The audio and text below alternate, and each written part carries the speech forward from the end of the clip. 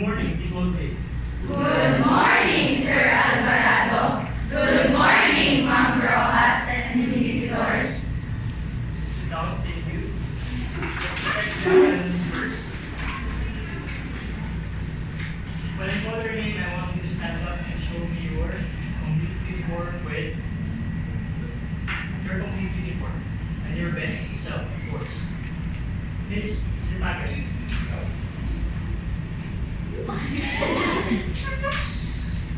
Miss Villalobet. Miss Valencia. Miss Baldo. Until when is your hair color? Until when is your hair color?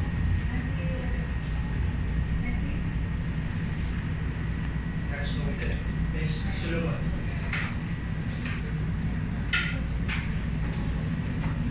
Miss San Mateo.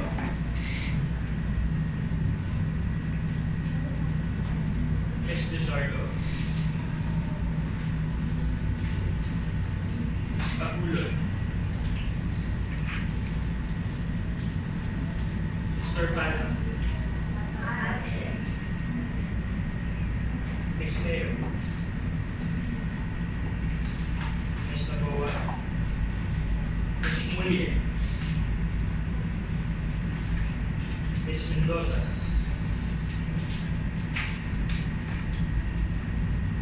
Miss Mariano. Miss Mariano.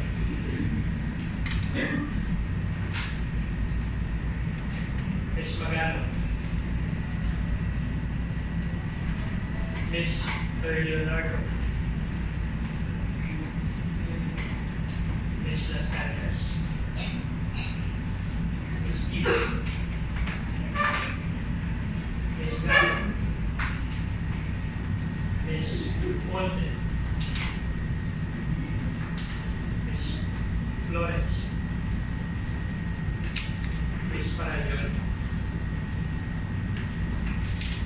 Miss Elma. Miss Derueda. Miss Derueda. Miss Lalo.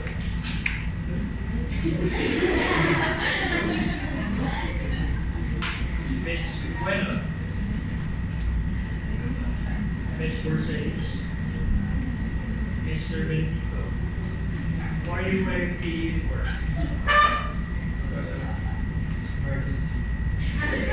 Have you reported to the school? Miss Francie. Miss Bando.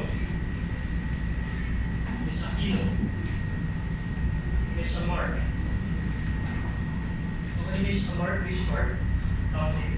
1, 2, 3, 4, 5, 6, 7, 8, 9, 10, 11, 12, 13, 14, 16, 17, 18, 19. 20, 21, 22, 23, 24, 25, 26, 28, 29, 30, 31, 32.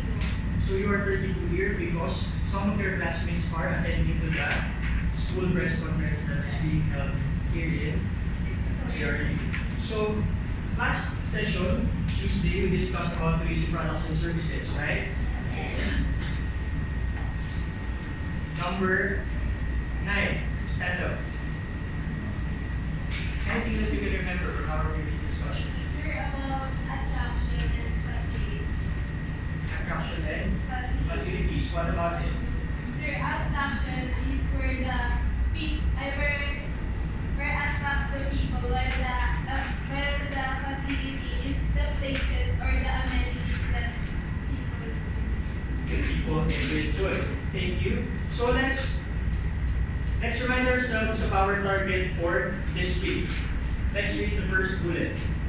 Define what a tourism product is and its characteristics. Next bullet. Identify the components of a tourism product. Next. Differentiate the types of products. Okay, before we recap about our lessons, let's have an activity. Same numbers. Okay? I will call a number and I would like you to describe or describe what is being shown in the picture. Then you have to identify if it's a destination or a facility. Let's turn on the lights. Okay, are you ready? Yes. Okay, number 13. Your picture is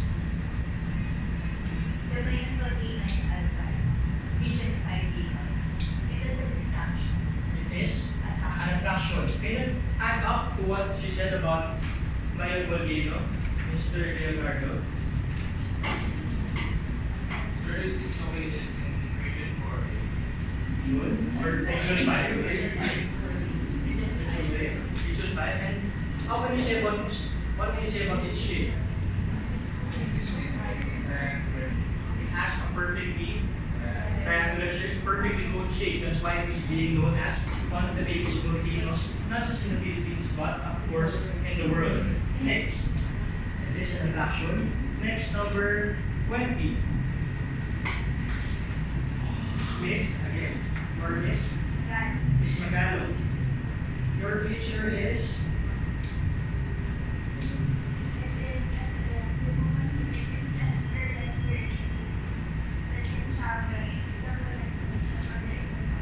both local destination and international destinations. Can you name one of a local destination where Cebu Pacific operates? Manila to Cebu. How about international? Manila to Hong Kong. Is it an attraction or a facility? Okay, it is a facility. Thank you. Number, would you like to give me a number? Number? 28. Number 28. Stand up. Okay, give you our list. Miss Solomon, her picture is, what's that? Sir, it is a comfortable place for people who like Who likes office. coffees. Is it an attraction or a facility? It is a It is a facility. Next, give me a number. 32. Number 32. Miss Zilagan. Her picture is Bohol. Bohol. What about it? It has 1,776. 1,776 plus. Is it correct? Yes. Ano pa? It is a attraction. It is Attraction. an attraction. And what region is it located? Would you like to call a number? It's Number 30. 13 is Miss Palawan. It is located in Bohol City. Bohol, Cebu. And what region? Region 7. Region 7, Central Visayas. Thank you. Next, as a number, Miss Palawan. Number 34. Number 24 is Neo. Her picture is this one. The SHS is located in Pasay. It is the event center.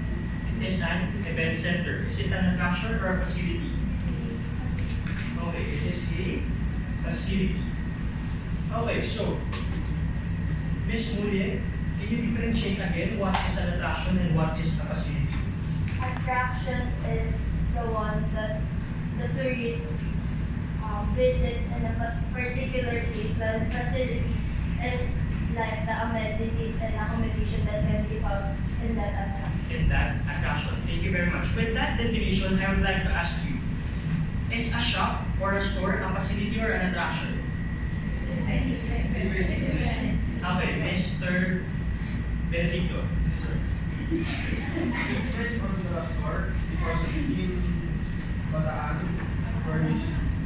Batanes, sorry, there is the honest shop. Honest shop is located.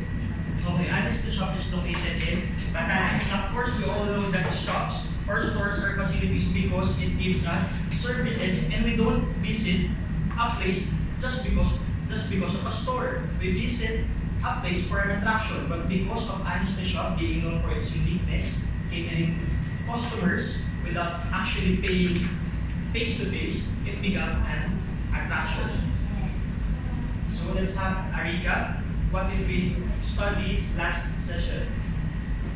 Okay, I'd like you to identify the jumbled words here by using the pictures or the clues that I will be giving you.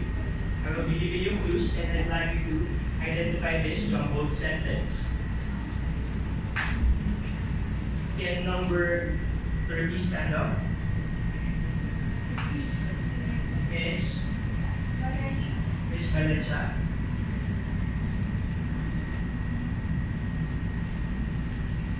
What are these features?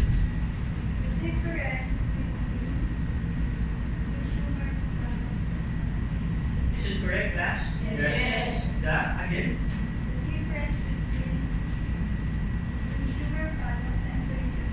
The difference between consumer products and tourism products. Can you give me a number? Number 11. Stand up. Miss Lueda. For me, based on what I have learned, consumer products are the daily needs of a person, while the tourism products are the needs of a person that may have luxury.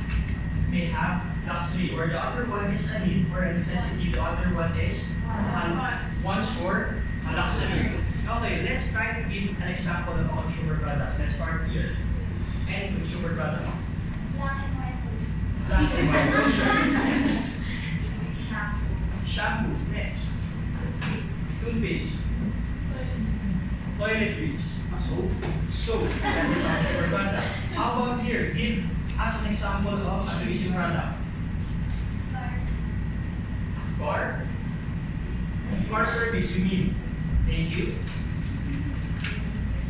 When you travel, sir, When you travel, what product do you use when you travel? airplane tickets, Okay, plane tickets. Next. Tour packages. Souvenirs.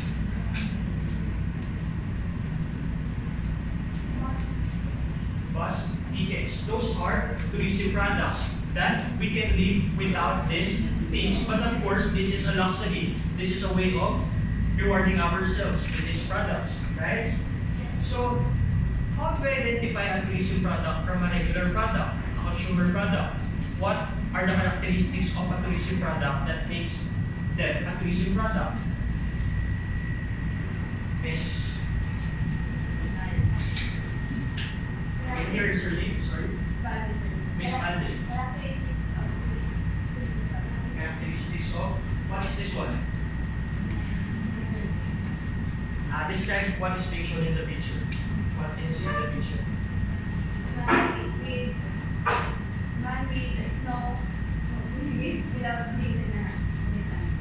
A man without things in his hand. Therefore, what characteristics do you show? Can someone help her? Miss Patulot? Intangibility. What does intangible mean? It cannot be touched. It cannot be experienced. With this Mendoza, what does it mean?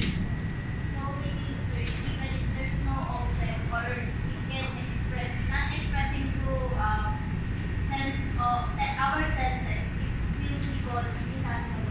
Okay, intangible because we cannot touch it, we cannot feel it, and we cannot experience a tourism product prior to purchase, right? Kasi pwede bang sabihin mo na bibili ka ng airfare, diba? Tapos, hindi mo naman mag-fit yun. Kagad, pwede bang bibili ka ng hotel room, tapos may experience mo agad yung kama? Hindi naman, diba? You have to experience it. Next one. Please call the number, Miss Patulot. Number 17. Stand up. Describe what's being shown in the picture. Describe muna, what is that? A Couple. Therefore, the characteristic that is being shown is, Inseparable. what does it mean? Inseparable means it cannot be take away from you or take away from a couple. For example, A good service. a good service. Can someone give an example? Miss Muli, Plane tickets. plane ticket. How about it? Why do you think a plane ticket is an inseparable characteristic? Because when the tourists go to a particular place, he or he can't go without plane tickets.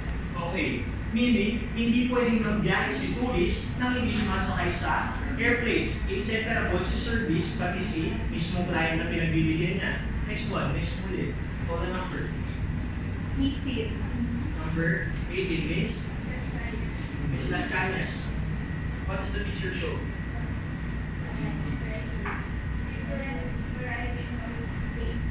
Different varieties of pay. With this picture, what characteristic is being shown? Variable. What does variable mean? It's very distinguished your expectation from the reality. The expectation from reality. Kasi madalas, di ba, pagka sinasabi natin, sabi ng friend mo, ganito yung may expect mo sa isang service, tapos ikaw nagpunta ka na dun sa isang lugar, hindi naman pala ganun yung service. Like for example, you're saying to me, sir, you have to visit this particular hotel because of its VIP treatment. When I experienced that hotel service, I cannot say that that is a VIP treatment because the juice wasn't mixed well, di ba? So that is a variable in service. Iba-iba ng service yung binibigay sa atin because experience varies. Here is Mr. Sares, call a number. Number 10, Miss Delueta.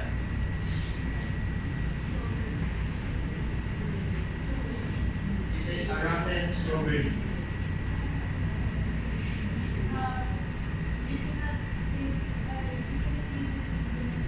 You cannot eat it the next day.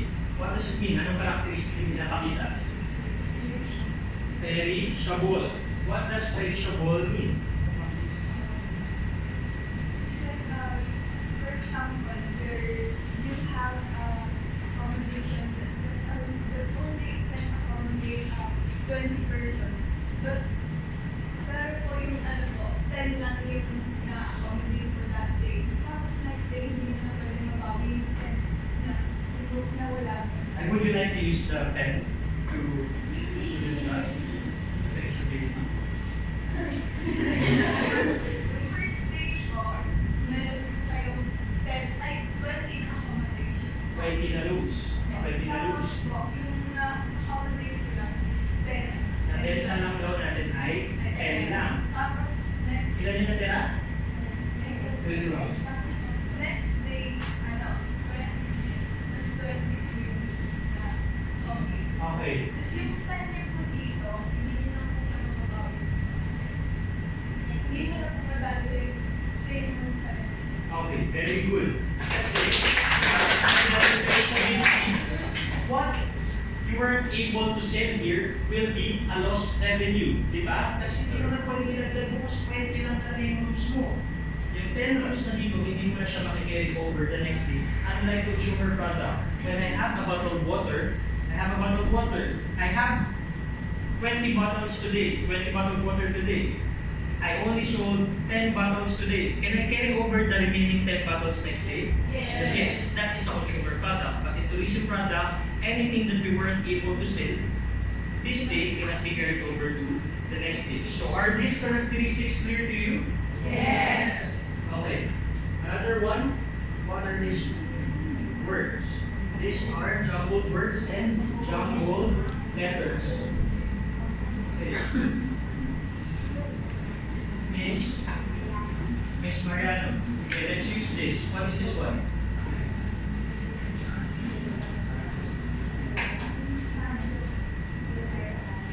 That is the statue. That is what? Destination, attraction. Next. Call the number. Number 1 is Amar. What can you see in this picture? It is a Can you see? Coffee shop is an example of destination facility. Again, can you differentiate facility and attraction? Attraction can go there to one point naman. And the facilities can sa amenities and for accommodation sa to provide your Needs. Okay. Well, thank you very much. Because attraction is the main reason why we visit that place. Like for example, a visitor, a foreigner will visit Manila because of that Rizal monument. But of course, he or she will be using amenities like this one, coffee shops, hotels. Next, what is this one? Number? Number 4.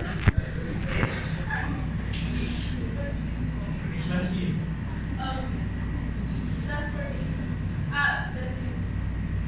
So can you try to identify what are these?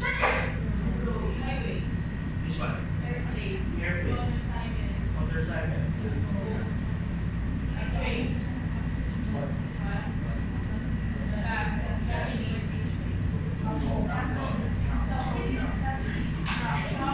Around. This one? Well, shape possible. These are an example of what?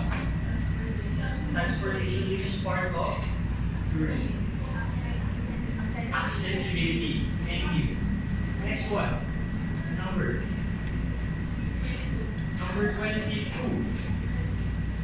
Ms. Mendoza.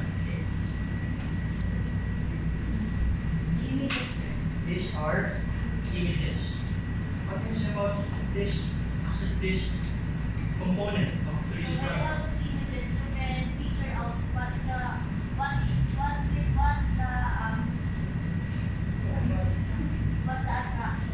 What the attraction is. But it says image, right? Yes. Necessarily ba tangible image so? Yung mismong picture? No. Why? Mr. Leonardo.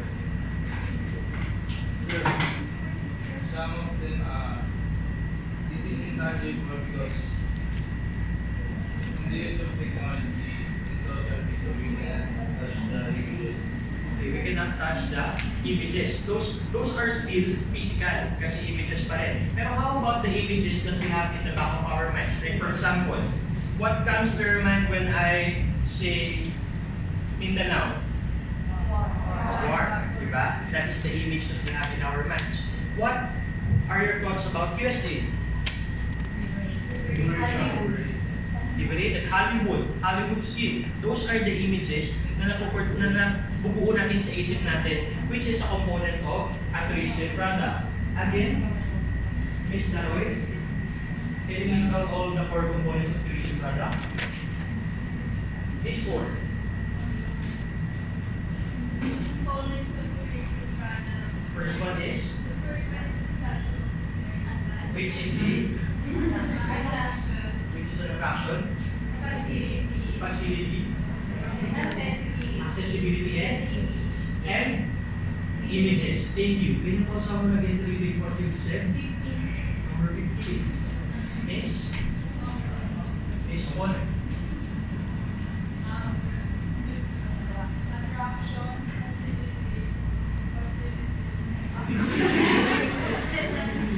Facility. Attraction. Facility. Accessibility. Okay, for a moment.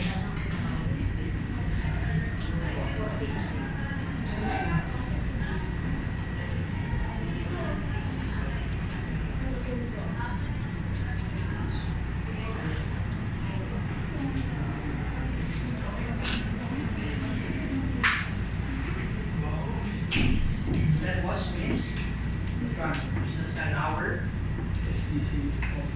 SDC officer, our SDC coordinator. He was asking about the survey that we will answer later on. So I will give you time for that answer. Make sure I can. Okay again? So tayo next stop. Attraction, facility, Okay, can you call someone a number to give us an example of each one? Number 2. Miss? Miss Aquino. An example of attraction is buwal-buwal and Cebu. An example of facility is Coco. And then an example of Coco, you mean the Milky? yes. An example of accessibility are ships or cruises. And then an example of images is the way you imagine a place. The way you imagine a place. Like for example, how can you imagine Bangkok, Ella? It's very serene and there's like temples. Serene and full of temples. Thank you, very good. So, are these components of tourism product clear to you? Yes. Let's move forward. Types of products and services. There are several statements here, and I would like to identify what type of product is being asked. What the consumer is, you buy is Mariana. Core product. What is a core product again? What the customer is, will buy. An example of it is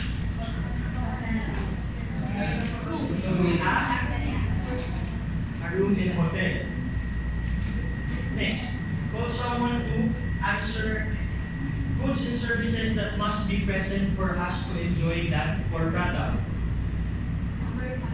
Number 5. Mr. Benito. These are the goods and services that must be present para daw ma-enjoy natin si room, which is a core product. Again?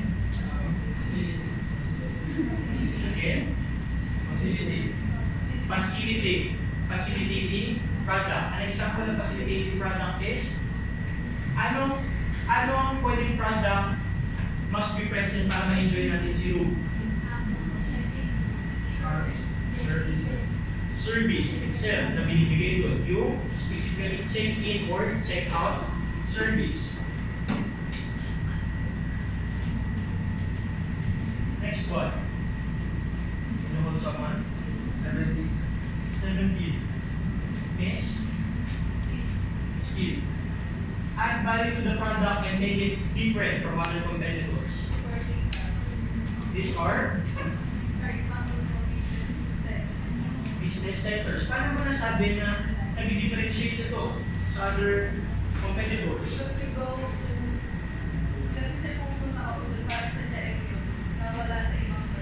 Okay, nawala sa ibang hotel. Like for example, may-ari tayo ng T12-A hotels.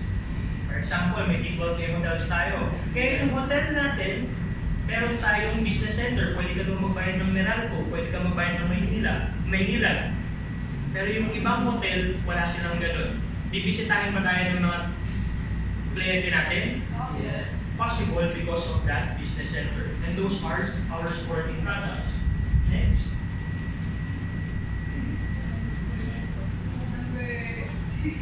Number 6. Is? Percentage. These include factors that help the consumer consider the product over other products. Yeah? Recommended products. An example of this is the loyalty card.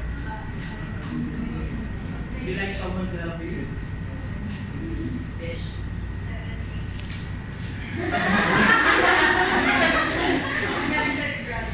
Augmented products. And these are augmented products. Paano mo nasabi na si loyalty card ay augmented product? Kasi since may loyalty card ka na, babalik dun at dun ka na babalik. Okay, doon at doon ka na babalik. Ibig sabihin, pagka ako mag-decide ako, saan ako mag-check-in? Dahil meron na ako sa pitaka ko ng loyalty card, ang gagawin ko, doon na ako sa nakasanayan ko. And that is an example of augmented product. Are these types of products and services clear to you? Last? Yes. Okay, last session, Tuesday, I asked you to prepare a 3 days, 2 nights tour package, right? I divided you into 2 groups. So your task is to prepare a sample of a 3-day, 2 nights package, a Philippine destination by using a PowerPoint presentation. Of course, we will be utilizing the computer applications. How will you be graded for this activity? First one is the content. That would be 20 points. Collaboration, 15 points. Organization, 20 points. Presentation, 20 points. What's the last one? Of course, one of the most important things here is technology utilization. That would be 25 points. A total of 100 points. So are you ready, class? Yes. Can the representatives of each group stand up? Okay. Who will go first? Batobi. Let's do it. Okay. From batch one. 3 attempts.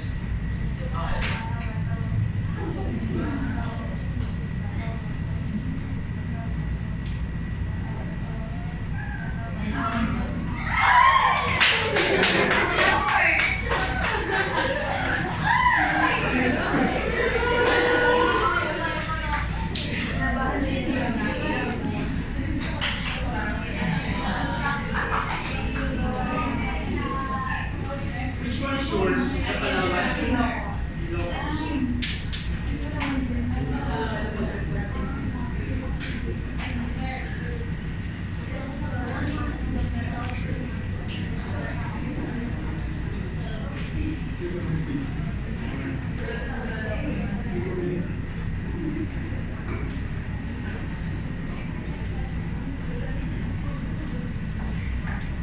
Alright, just let me know, just next slide. Hello everyone, good morning. So our group has presented a very exclusive offer or package for you. That is 3 days and 2 nights destination to Ilocos. As we all know, Ilocos is a very beautiful place. It's very historical, all the natures, and of course, the vacancy is on the streets. So as we present to you the package, for day 1, Jane is going to present it to you. So this will be our itinerary for our first day trip on Ilocos School. So our expected time of departure from Makati to Villa would be at 4 o'clock in the morning. So our mode of transportation there would be bus. So at 12 noon, we're going to stop over for lunch at Royal Blood Kitchen located at Manila Road, Santiago, Ilocos. So we will give you enough time to experience the varieties of foods that they will offer. So after a 1-hour drive at 1:30, we're going to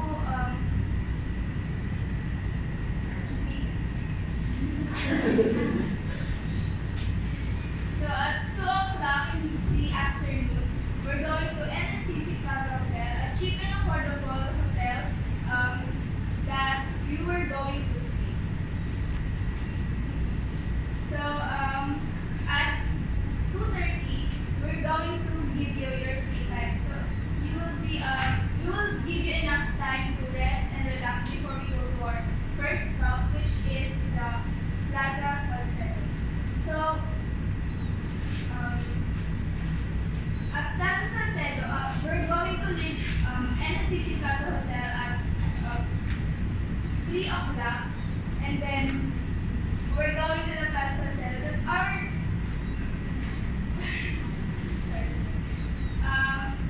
our visit in Rizal will not be complete without witnessing the vegan license fountain, which runs at 7 p.m. in the evening. And after that, we're going to explore the Calle Rizal, which is the main attraction in Vegan. So, it showcases Spanish-style houses. So, if you go there, you will literally feel that you were transported back Philippine and Spanish colonial. And at 9:30,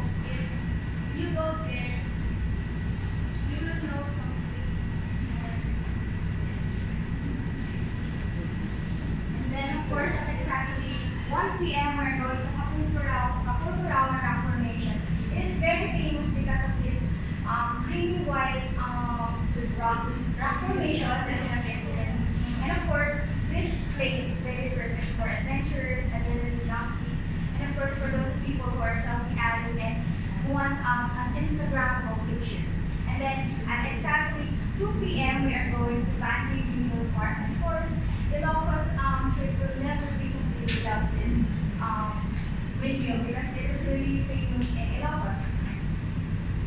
And then we're going to check in at Cadiz Homestay still in Pagudpod, of course, to give you time to rest and pamper yourself. And then next is we're going to have our dinner at Casa Victoria Beach Resort and Restaurant for you to be able to taste the different foods that Ilocos has to offer. And lastly, of course, we are going to visit South Beach, wherein you are going to experience the sunset in that beach. For the day 3, of course, so for day 3, first of all, of course, you have to experience the sunrise in South Beach. Of course, for you to experience relaxation, the calming water of the sea, of course, the white sand, and to have your morning meditations and exercise, of course, everything that you have done in morning. For you to be able to, para masaayos tayo, kasi pagising natin, para nakatulala pa tayo para sa upa. So, for you to be able to relax and para maano tayo sa vision, we're going to visit South Beach. And then, next we're going to check out at Cadiz Homestay. And then we're going to have a breakfast at Calendaria along Pagudpod. Why Calendaria? For you to be able, or for the tourists especially to experience the Filipino culture that people in Philippines love to eat in Calendaria because of course it's a lot cheaper and delicious, of course. Can And then, the foreigners try that as well? of course, for them to be able to try cheaper versions of restaurants, because restaurants is expensive and not all tourists can afford that. Then, lastly, we're going to visit the Hawaii Church. So actually, this is not Hawaii Church. It's St. Augustine Church, but it's called Hawaii Church because it's located in Hawaii. And it's very famous because it's historical and of course, as you can see on the structures, it's very unique and different, and it shows the vintage-inspired feeling. So, and then lastly, at exactly 10 p.m., we are expected to arrive at Makati. So that is our exclusive package offer to you, and I hope all of you enjoy. Thank you so much.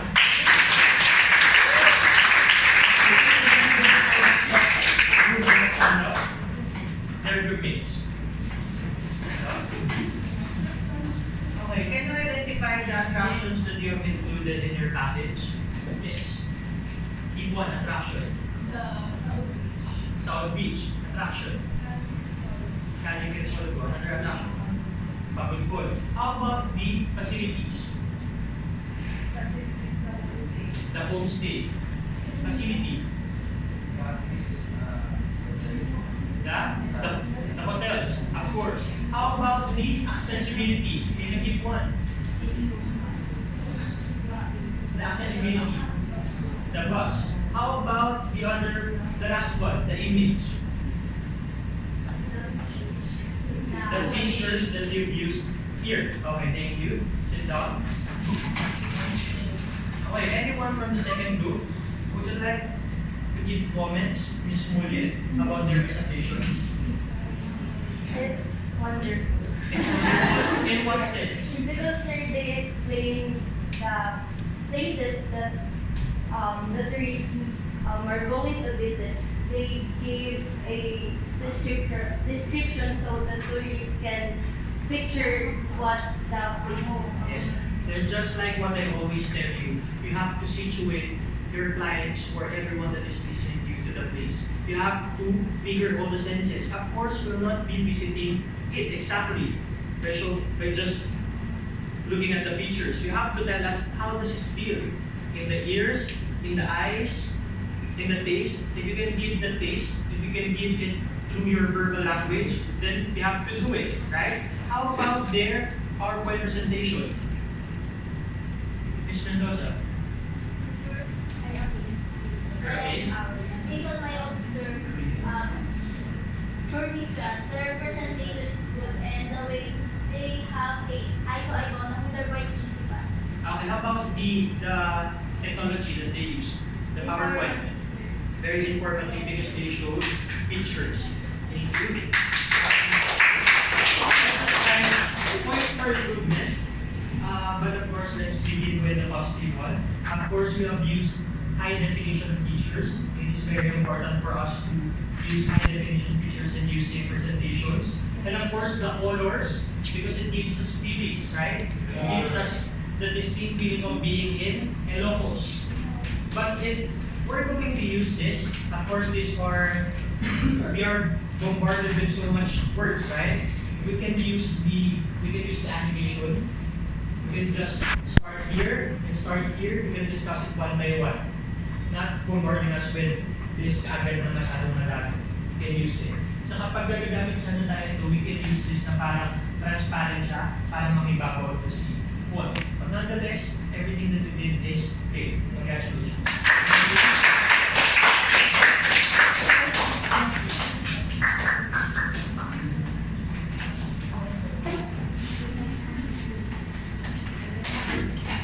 Versus Palawan.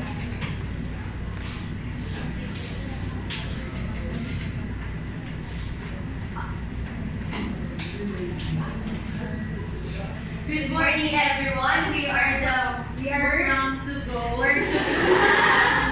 travel and tours, and today we are going to present to you the best seller of our company, which is the 3 days and 2 nights Puerto Princesa El Nido holiday package. We all know that Palawan is very famous for its beautiful beaches, the turquoise color of the water, its unique rock formation, and the impressive limestone crust, and especially the warm hospitality of the people. So what are the tours included? 3 days and 2 nights hotel accommodation, round-trip airport transfers, meet and greet at the airport, daily breakfast, welcome list, souvenir item, underground river adventure tour, and especially the El Nido Island Happy Tour. So, as my partner said earlier, accommodation is included in the package, and for that, we have here the list of the accommodation that we are offering, and it's your choice, or you can choose what accommodation you prefer. First is the lodge or the tourist inn. We have Casa Cecilia, Abad's Place, Lolo Oyong, next, Robix Pension, Cherise Inn, and Centino Inn. Well, we have the Deluxe Hotel, the Marina Garden Beachfront Inn, and the Entalula.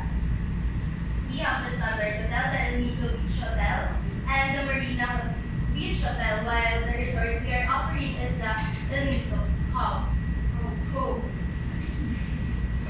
So what are the tours included? Air-conditioned van, mask and snorkel gears. We also provide snorkel gears, beach towel at the El Nido Island Happy Tour A. Tourist boat license and professional guides especially, buffet lunch permits and entrance fees, environmental fees, and all applicable taxes.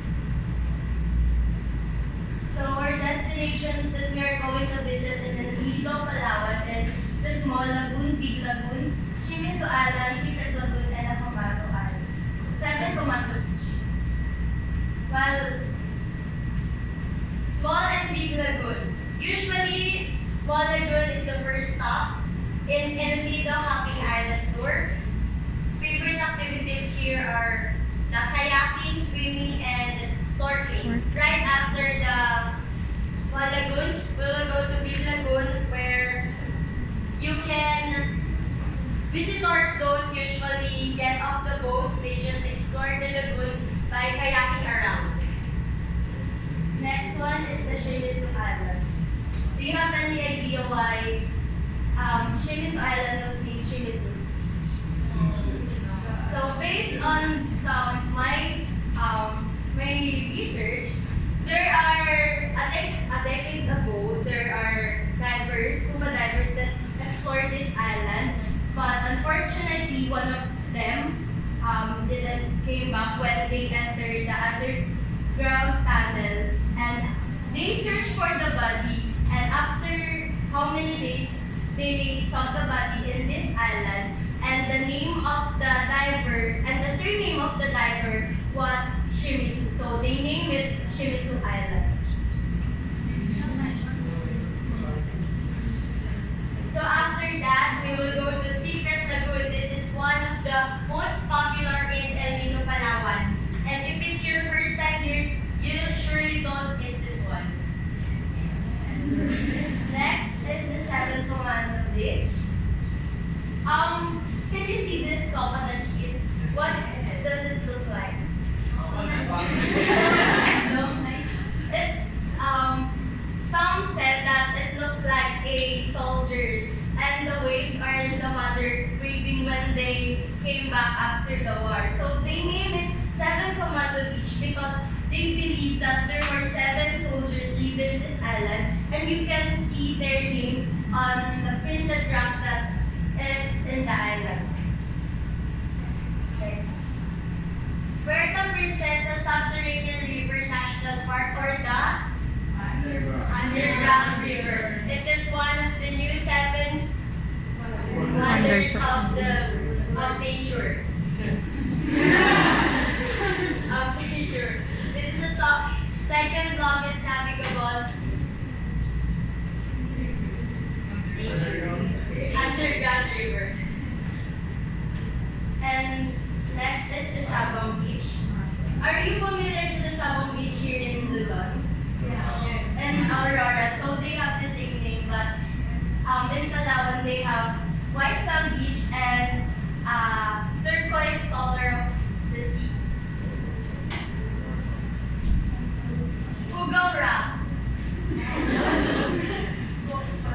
Ugong Rock, usually this is the place where you can do zip lining, caving, and spelunking. You can also enjoy the Ugong Rock's viewing deck. Yes.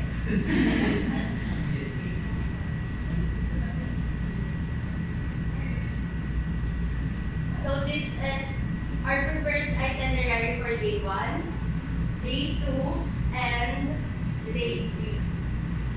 So our rates varies on the accommodation you prefer. So as the more luxury the accommodation is, the more pricey it is. So what are you waiting for? Book your vacation now. Again, we are the where from the where to go travel and tours.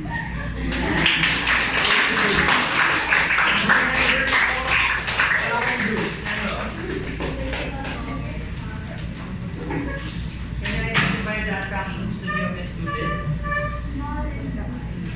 Small and big lagoon. Yes.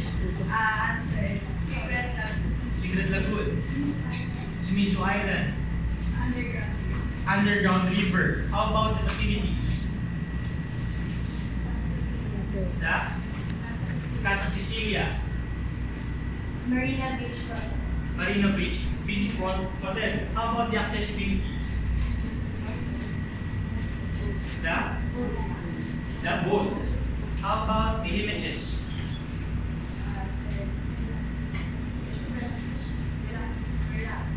Relaxing. It gives us that image of relaxation.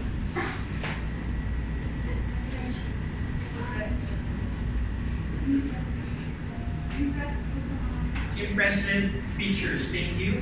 Can you give comments about how they presented it? How they presented it? They give details about the certain beaches or why are the island safe, that place, and they. Okay, of course, they included previous. Remember when we had your previous presentation, the first presentation that we had during our introduction? Some of you would say that it is actually 300 meters deep. Why do we care about the 300 meters deep? We have to let them know what is the relevance of those information, just like what both groups did. Of course, you have to tell them what is the relevance of knowing this, what is the relevance of knowing that information. Para ma-situate sila, makarelate sila. Kasi kung sasabihin na natin na, ano yan, malalim yan, 1,000 meters yan. Ano naman sa akin? Parang, hindi naman ako magaling sa math. hindi naman ako magaling mag-estimate. You have to let me know na masyadong malalim yun and it is dangerous. As tour guides, we also do that. In terms of their presentation, their PowerPoint presentation, it is attractive. Because the pictures I thought they were very wonderful. The pictures are colorful. Of course, the first group, the Ilocos group showed us pictures of heritage. Diba? Kasi ang Ilocos ay more on heritage. The other one is more on adventures. Magkaiba yung color na ginagamit, di ba? Pagka heritage, medyo brown. Kadalasan brown yan. Pagka ang ginagamit naman natin sa water activities, kulay blue. And I am happy to know that you're using that, yung mga colors natin, sensitive tayo sa colors like this one. Nagagamit ninyo kagaya nung sa isa, gumamit kayo pang heritage na colors. Well, this one, gumamit kayo ng mga ganitong colors na kulay blue. And the pictures that we use are high definition din ang mga pictures. Kaya, great job for the Talapis. Also, hands to yourself for a job well done.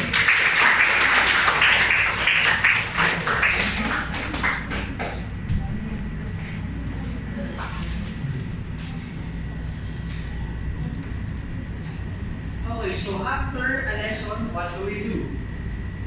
Please get one more sheet of yellow paper with analysis about the lesson today.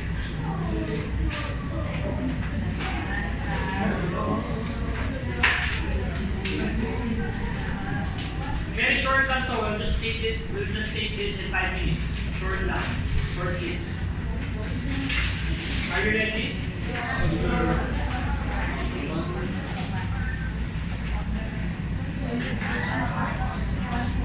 Eat everything except for that one part sheet of yellow paper and your pen.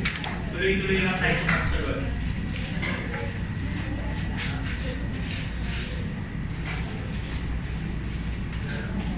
Yes. What was it? 10 items.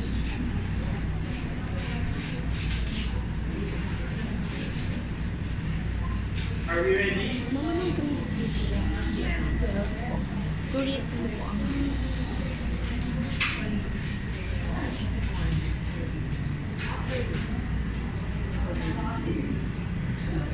Instruction for the first 5 items.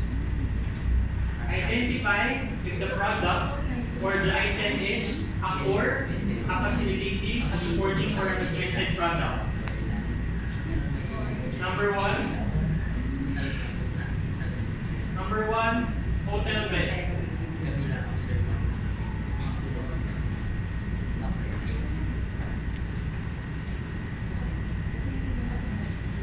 It's okay. Number 2, in-flight meal. The one that we have, kapag lumipat tayo sa airplane, di ba meron mga meals ko? Number 3, mini bar inside hotel room. Sa hotel room, di ba meron mga ref na maliliit?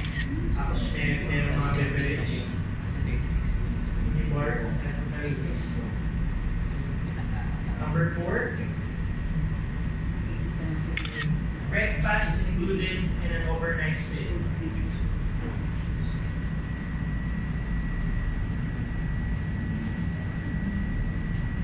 Number 5, check-in or check-out service.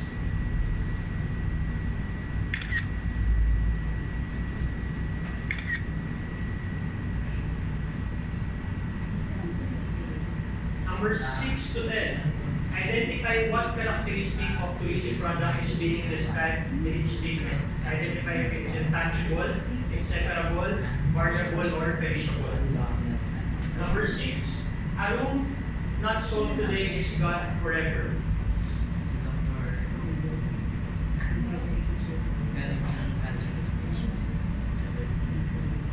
Verse 7, someone said, I had a different experience compared to what she said. Number 8, I have to be physically be in Boracay to feel It's sand.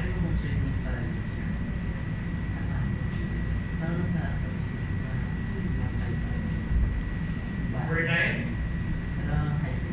I cannot get a sample of the product I am buying. Number 10, and last item.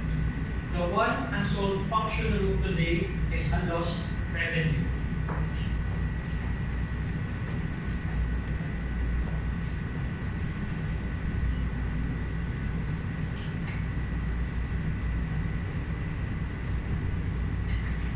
Finalize your answers.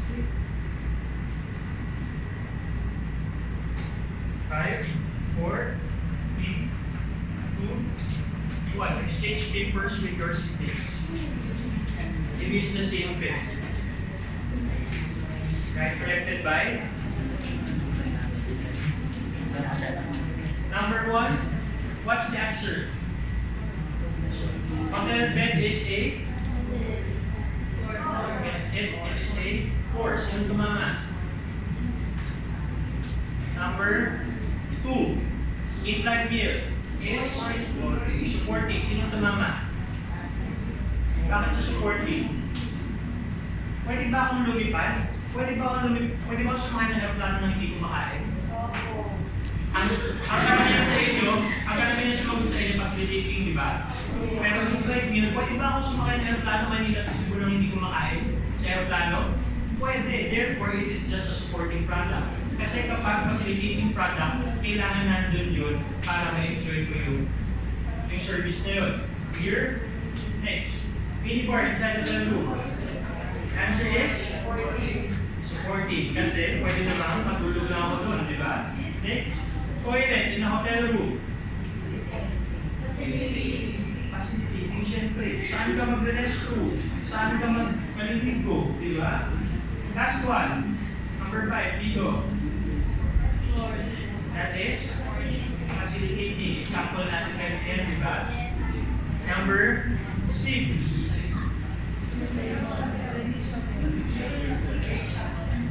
A room not sold today is gone forever. Sino tumama? Okay. Number 7. I had a different experience compared to what she said. Sino tumama? Sino nagkamali? Next, I have to physically be in Boracay to feel sad. Intangible. Kasi hindi natin hawakan. Sinong nagkamali?